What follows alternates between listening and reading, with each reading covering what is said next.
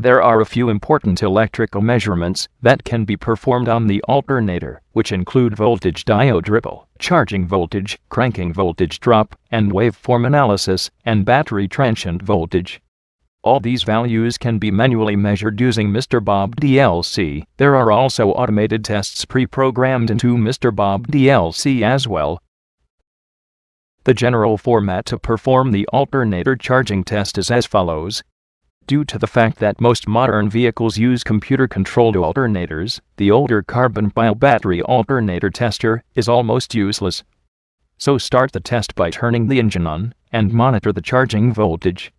Start turning all electrical loads on, one at a time. At no point in time should the voltage go below 12.8 to 12.9 volts. This is bare minimum. The nominal voltage for all lead-acid batteries is 12.6 volts.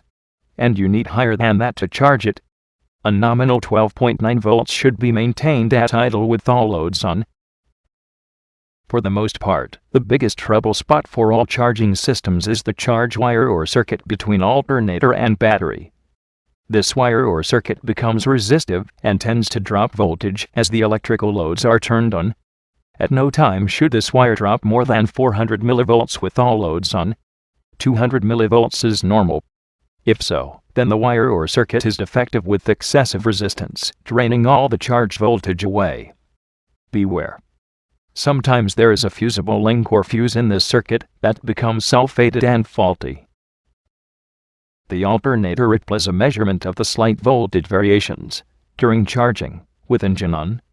These variations occur due to the rectifying action of the alternator diodes. A high ripple voltage points to a defective diode or shorted battery cells. High ripple with a good battery point to faulty diodes inside the alternator.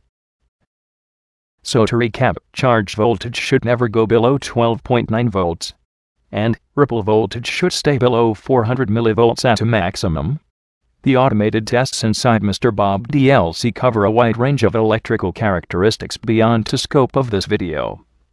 Use these tests as needed.